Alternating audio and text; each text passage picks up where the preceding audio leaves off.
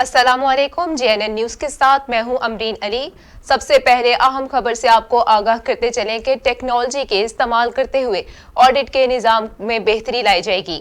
صدر مملکت نے کہا کہ پیشہ ورانہ مہارت اور بہترین گورننس کے لیے ادارے کے اندرونی ضابطے میں بہتری لائی جائے۔ صدر مملکت نے کہا کہ بہتر مالیاتی انتظام اور خدمات کی فراہمی کے لیے آڈیٹر جنرل آف پاکستان کے ادارے کو جدید ٹیکنالوجی اپنانا ہوگی۔ بدعنوانی کے خاتمے اور شفافیت برقرار رکھنے کے لیے پورے آڈٹ عمل کو کمپیوٹرائز کرنا ہوگا۔ انہوں نے کہا کہ آڈٹ کے عمل کو مستحکم کرنے کے لیے بین الاقوامی معیارات اپنانے کی ضرورت ہے۔ پیشہ ورانہ مہارت اور بہتر گورننس کے لیے ادارے کے اندرونی ضابطے میں بہتری لائی جائے۔ انہوں نے کہا کہ ادارے کے حکام کی استطاعت کار بڑھانے کے لیے خصوصی تربیت کا اہتمام کرنے کی ضرورت ہے۔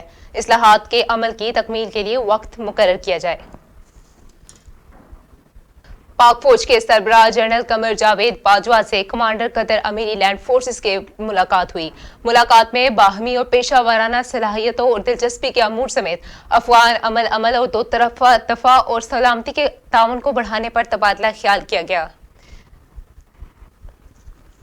Army chief general Qamar Javed Bajwa سے کمانڈر قطر امیری لینڈ فورسز میں میجر جنرل سعید حسن محمد الخیران نے ملاقات کی، جس میں باہمی اور پیشہ ورانہ دلچسپی کے امور، علاقائی سلامتی کی صورتحال سمیت افغان عمل اور دو طرفہ دفاع اور سلامتی کے تعاون کو بڑھانے پر تبادلہ خیال کیا گیا۔ آرمی چیف نے معزز مہمان کا شکریہ ادا کیا اور کہا کہ پاک فوج قطر تعلقات کی بہت قدر کرتی ہے۔ قبل ازیں GHQ پہنچنے پر کمانڈر قطر امیری لینڈ فورس نے یادگار شہداء پر پھولوں کی چادر چڑھائی۔ پاک فوج کے چاقو چوبند دستے نے سلامی پیش کی۔ دونوں رہنماؤں کے درمیان ملاقات میں افغان مفاہمتی عمل، دفاعی اور سیکیورٹی تعاون پر بھی بات چیت کی گئی۔ قطر کے بحری فورسز کے کمانڈر نے خطے میں امن و استحکام کے لیے پاک فوج کی کوششوں کو سراہا۔ اس موقع پر گفتگو کرتے ہوئے army chief general Qamar Javed Bajwa نے کہا کہ پاک فوج قطر کے ساتھ اپنے تعلقات کو خصوصی اہمیت دیتی ہے۔ بین الاقوامی امن کے لیے دونوں ممالک کو مل کر آگے بڑھنا ہوگا۔ چوہوں کی طرح حکومت نہیں کر سکتا، جس کو اعتماد نہیں سامنے آ کر اظہار کرے۔ وزیر اعظم کے زیر صدارت حکومتی وزراء اجلاس کی اندرونی کہانی سامنے آ گئی۔ اجلاس میں وزیر اعظم کو سینٹ انتخابات کے نتائج کا تفصیلی بریفنگ بھی دی گئی۔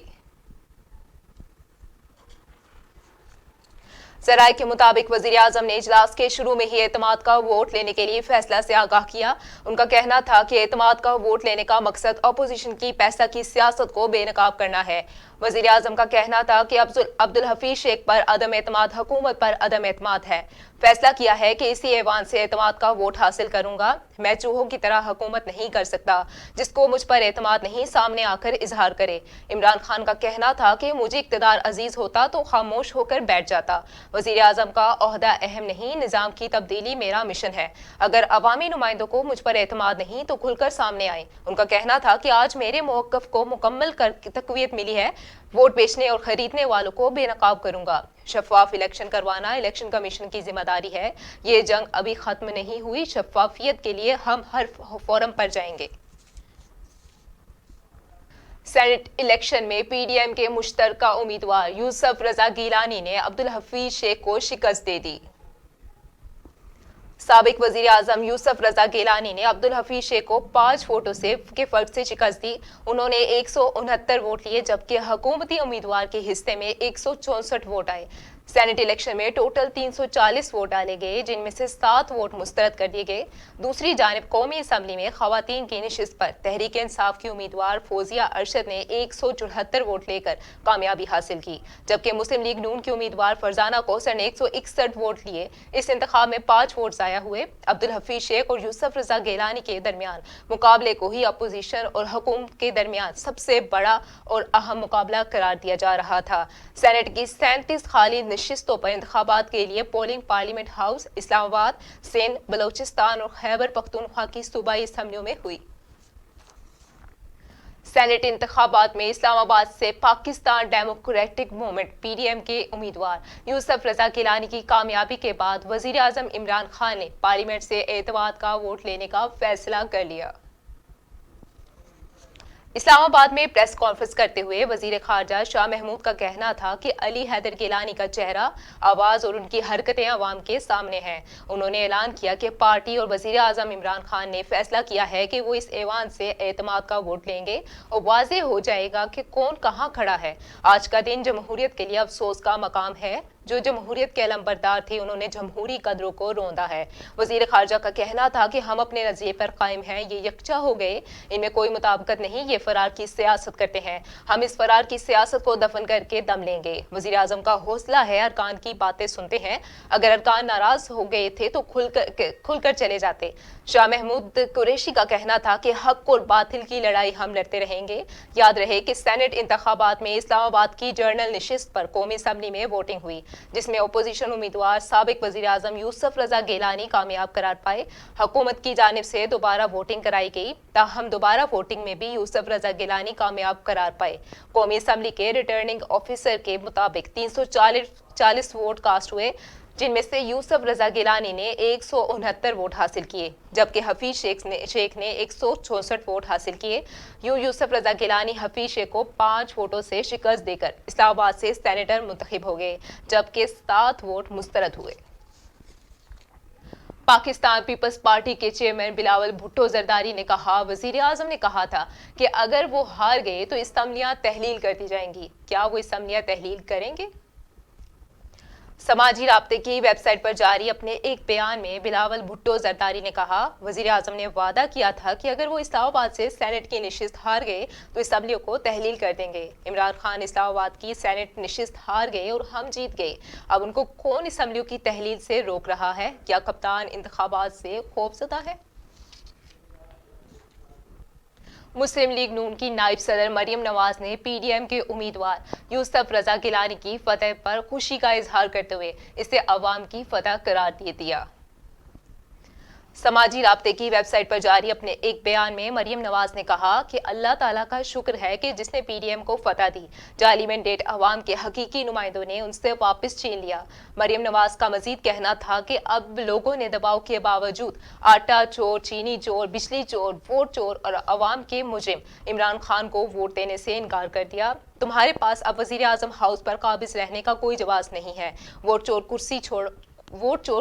انہوں نے کہا، یوسف رضا گیلانی صاحب کو دلی مبارکباد، پی ڈی ایم کو بھی مبارکباد، مسلم لیگ نون کے ممبران قومی اسمبلی کو بھی مبارکباد اور شاباش۔ نواز شریف کے فیصلے اور بیانیے کا مان رکھا ہے اور جھکنے اور بکنے سے انکار کر دیا۔ شاباش مسلم لیگ نون، مستقبل آپ کا ہے۔ نیب نے شہباز شریف کے خلاف نئی کرپشن انکوائری شروع کرنے کی منظوری دے دی۔ نیب کی جانب سے جاری اعلامیہ کے مطابق اسحاق ڈار کے خلاف کرپشن انکوائری عدم ثبوت کی بنا پر بند کرنے کا فیصلہ کیا گیا ہے۔ چیئرمین نیب کے زیر صدارت ایگزیکٹو بورڈ اجلاس میں اپوزیشن لیڈر میاں شہباز شریف کے خلاف نئی کرپشن انکوائری شروع کرنے، جبکہ اسحاق ڈار کے خلاف کرپشن انکوائری عدم ثبوت کی بنا پر بند کرنے کی منظوری دے دی۔ ایگزیکٹو بورڈ اجلاس کے بعد نیب کی جانب سے جاری اعلامیہ میں کہا گیا کہ جمعیت علماء اسلام فے کے رہنما اکرم خان دورانی کے خلاف کرپشن انکوائری بند کرنے کی منظوری دے دی گئی۔ اس کے علاوہ جعلی اکاؤنٹس کیسز کے اہم کردار سابق ڈی جی پارک کراچی لیاقت قائم خانی اور سابق چیئرمین سی ڈی اے امتیاز عنایت الہی کے خلاف کرپشن ریفرنس دائر کرنے کی منظوری بھی دے دی گئی۔ چیئرمین نیب کا کہنا تھا کہ بدعنوانی تمام برائیوں کی جڑ ہے، بڑی مچھلیوں کے خلاف میگا کرپشن کیسز کو منطقی انجام تک پہنچانا اولین ترجیح ہے۔ بدعنوان عناصر سے لوٹی گئی رقوم کی واپسی کے لیے تمام وسائل بروئے کار لائے جائیں گے۔ بدعنوانی کو جڑ سے اکھاڑ کر پھینکنے کے لیے سرجری وقت کی اہم ضرورت ہے۔ معاون خصوصی فردوس عاشق آوان نے کہا کہ تحریک انصاف سینٹ کی بڑی حمایت جماعت بن کر سامنے آئی، اس کے باوجود وزیر اعظم نے ایوان سے اعتماد کا ووٹ لینے کا دلیرانہ فیصلہ کیا۔ سماجی رابطے کی ویب سائٹ پر جاری اپنے ایک بیان میں ڈاکٹر فردوس عاشق آوان نے تحریک انصاف سینٹ کی بڑی جماعت بن کر سامنے آئی، مگر اس کے باوجود وزیر اعظم عمران خان نے ایوان سے اعتماد کا ووٹ لینے کا دلیرانہ فیصلہ کر کے اپوزیشن کو بڑا چیلنج دیا ہے۔ فردوس عاشق آوان کا مزید کہنا تھا کہ اپوزیشن اپنی اکثریت ثابت کرنا ہوگی، ورنہ پیسے کی چمک سے ضمیروں کی سوداگری اور ووٹوں کی خریداری کا حساب دینا ہوگا۔ कोरोना वायरस से 64 अफराद जाँ बहक हो गए, जिसके बाद अमवात की तादाद 13,076 हो गई। पाकिस्तान में कोरोना के तस्दीक शुदा केसेस की तादाद 5,85,435 हो गई। National command and operation centre के ताज़ा तरीन अदाद शुमार के मुताबिक गुज़िश्ता 24 घंटों के दौरान 1,519 नए केसेस रिपोर्ट हुए। मुल्क भर में अब तक 90,97,413 अफराद के टेस्ट किए गए। गुज़िश्ता 24 घंटों के दौरान 40,473 नए टेस्ट किए गए। अब तक 5,55,242 मरीज सेहतयाब हो चुके हैं, जबकि 1,559 मरीजों की हालत तशवीशनाक है। पाकिस्तान में कोरोना से एक दिन में 64 अफराद जाँ बहक हुए, जिसके बाद वायरस से मरने वालों की तादाद 13,076 हो गई। पाकिस्तान सुपर लीग के छठे एडिशन में कोरोना के बढ़ते केसेस के बायस इवेंट मुलतवी कर दिया गया।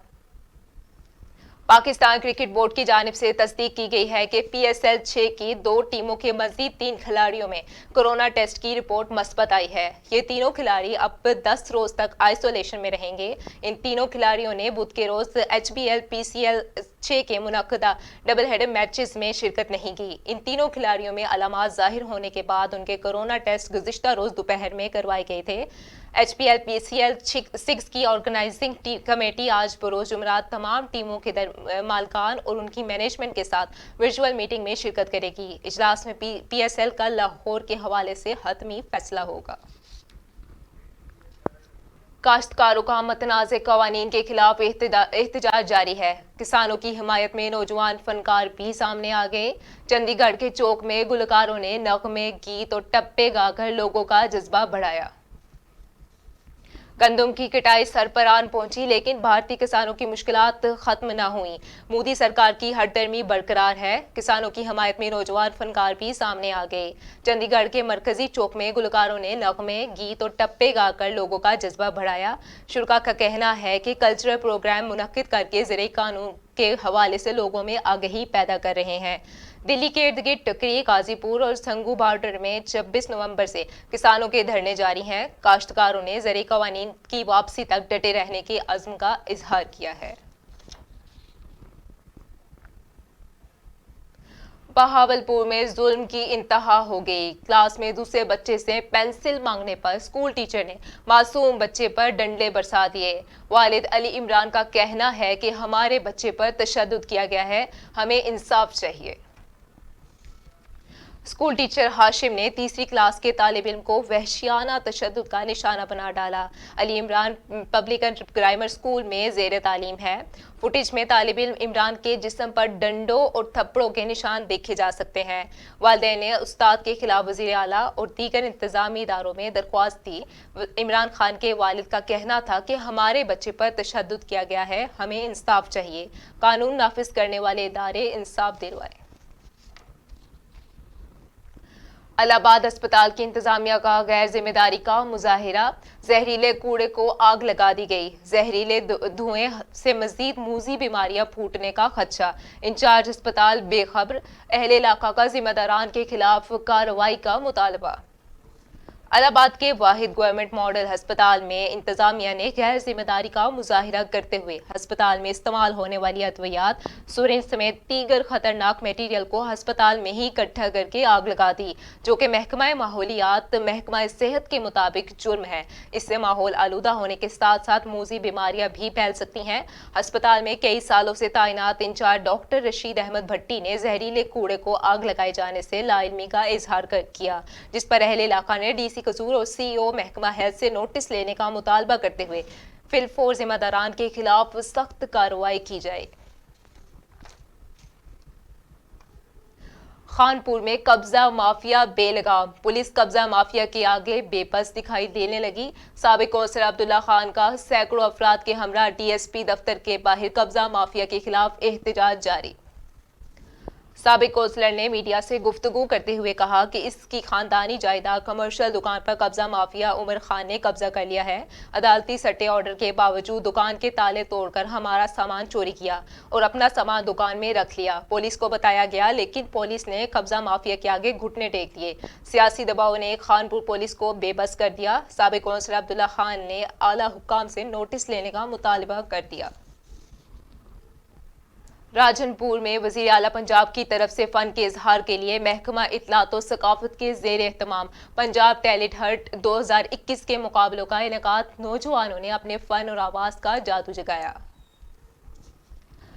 D G Khan arts council کے زیر اہتمام ضلع راجنپور کے نوجوانوں کے مابین گائکی اور میوزیکل انسٹرومنٹ کے مقابلے کرائے گئے، جس میں ضلع راجنپور کے 15 سے 35 سال کے عمر کے لڑکے اور لڑکیوں نے اپنی آواز کا جادو جگانے کے علاوہ میوزیکل انسٹرومنٹ کے ذریعے فن کو نئی پہچان دی۔ شرکاء کا کہنا تھا کہ وزیر اعلیٰ پنجاب سردار عثمان بزدار کا نوجوانوں کی صلاحیتوں میں نکھار لانے کے لیے یہ احسن اقدام ہے۔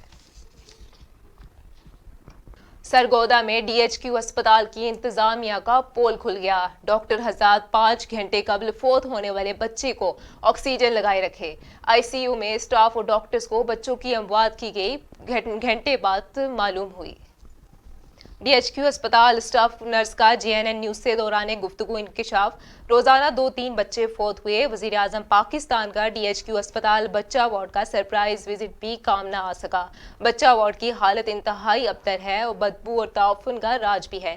گزشتہ سال کے خراب اے سی بھی تبدیل نہیں کیے جا سکے۔ دوسری جانب والدین نے الزام لگایا کہ ایم ایس انتظامی امور سنبھالنے میں بالکل ناکام ہو چکے ہیں۔ بچوں کو دیکھنے نہیں دیا جاتا، ہم دروازے پر پیسے دے کر اندر جاتے ہیں۔ فی الوقت سے اتنا ہی۔ مزید خبروں سے باخبر رہنے کے لیے دیکھتے رہیے جے این این نیوز۔